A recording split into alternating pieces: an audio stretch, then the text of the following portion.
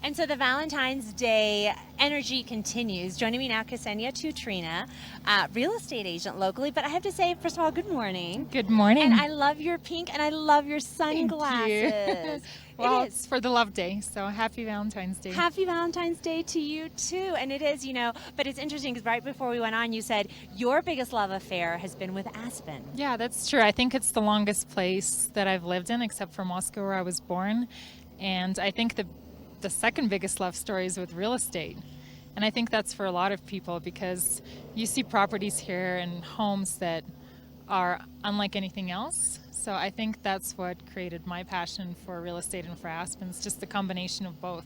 It isn't. In Aspen, unlike any other place in the world, you really find some really unique properties and places that, even this morning we take a snowmobile up the mountain in the mornings from Lift 1A. Right. And as I was going up, I just looked behind me and there are these gorgeous homes just alongside Aspen Mountain that you can't find anywhere else in the world. Yeah, exactly. Just the uniqueness of it, the unique character. It's like the best of the best. Just like we have the most beautiful nature, we have the most incredible homes because it draws the people who want to create something even more beautiful. I completely in this agree with you. place. Well, here's something interesting. I've always wanted to ask a real estate agent Yeah. this is we are, the town itself, I think year round we probably have about 6,000 residents. And then, you expand out into Snowmass, of course. But it Right. does seem like there are a lot of real estate agents. Like, do you know the numbers on that? Like, do we have That's they're in the hundreds, true. right? Yeah, I think I've heard anything around 800. So that's a really good question because a lot of people ask that. Since there's a lot of competition and it's such a small town, how do you manage that? And so what's your answer to that? Because it is such a highly competitive market. Well, first of all, I'm very honored to be part of a company that's the market leader. And I always this is like Aspen Snowmass. Aspen Snowmass Sotheby's International Realty.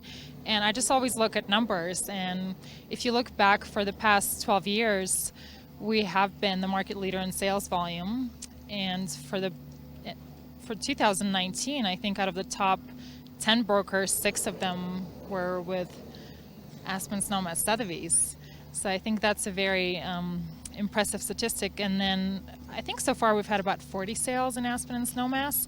And out of the 40, we have represented 23 sales. So that's more than half. And then out of that 23, we've represented the buyer and the seller on both sides 11 times. So I just share those numbers with my potential buyers and Right. sellers and let them make Their decision based on that. Yeah, Something of I've course. noticed in the real estate market, though, it seems like there's a lot more collaboration taking place where you might have within an organization, like you might Absolutely. team up with 1 or 2 other real estate agents and work as a team, which is really cool to see that, that cohesiveness. I agree. And I think at the end of the day, it benefits our clients the most because they get the extended knowledge and experience. And, some people may specialize in different areas or they have expertise in negotiations or, market knowledge. So I think that it's a very good idea to collaborate because everyone benefits from it. And I love that culture. And it's definitely in Sotheby's. And that's one of the reasons why I'm so happy working there because I feel like there's a sense of camaraderie and people helping you versus it being More kinda like a cutthroat and more just competition. right. Exactly. Because ultimately, like you said, everyone benefits if you help each other. For sure. Even though in the short term it might be, let me just look for my own net benefit. It really is No, the I group don't. benefit. Well, I don't think that works out long term either. No, exactly, And it's a exactly. small town, so your reputation and how you are with other colleagues is also a very important aspect of our career. I completely agree. Okay, so in Aspen, you never know what's going to happen with sales. Have you had any surprising sales so far this year? Well, I think a really big one and a surprising one was the sale of 1011 Ute Avenue, which is a huge, beautiful home, which was a little bit outside of the core, still on Aspen Mountain. That was a 17,000 square foot home. So you can imagine how big that is. 7 bedrooms, 11 baths. It had its own bowling alley, indoor lap pool, a whole full-size spa, gym, movie theater, the whole 9 yards that Aspen usually has. And it was originally listed about 7 years ago for $45 million. And then it kept going on and off the market, and it was relisted at 34, and then it sold for $27 million. So at 17,000 square foot, that puts it about $1,600 a square foot.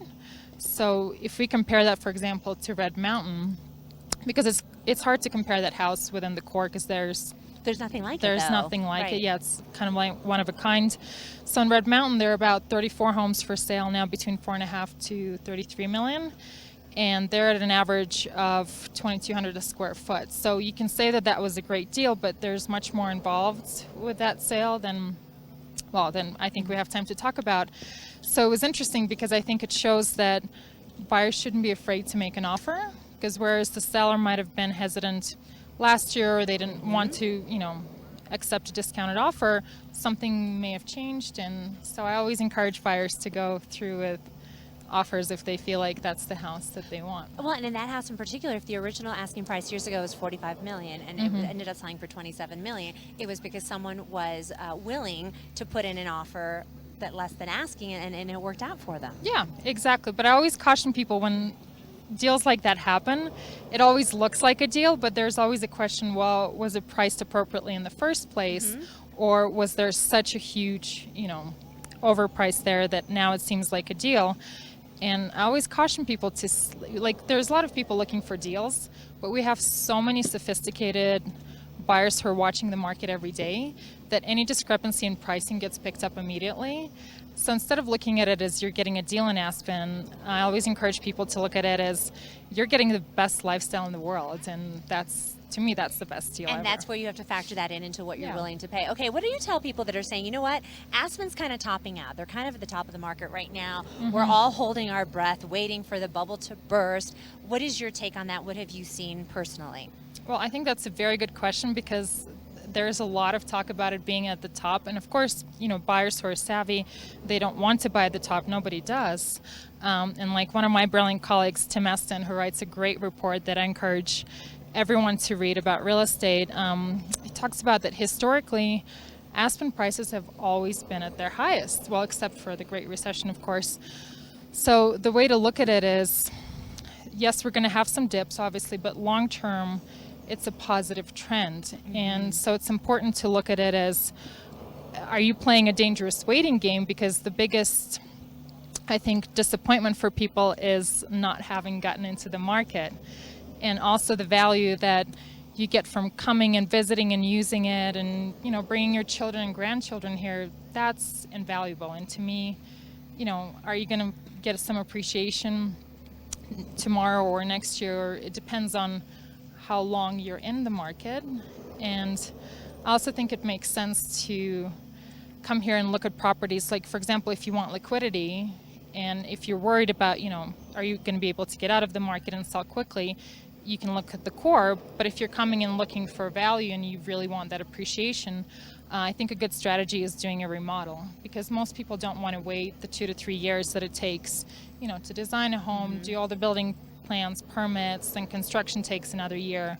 So if someone's willing to take that risk and do a remodel, I think they can get some value out of it as well, and not worry about And it's a little bit of a simpler process than Yeah. having to go through all of the, like you said, the permits and that sort of thing. Yeah, well, no, you still have to get permits for a remodel, but for example, true. you could do it for a condo, and it's a little bit easier than doing a whole house. Got it. Yeah. Yeah. Ksenia, thank you so much for coming on this Well, morning. Really thanks, appreciate your Diane. time. Happy Valentine's Day Happy to Love you. Day to you, too. And Ksenia is with Aspen Snowmass Sotheby's International Realty. She clearly knows her stuff. Give her a call if you are interested in finding out more about the Aspen Snowmass real estate market. We're going to take a quick break. We'll be back with more. Stay tuned.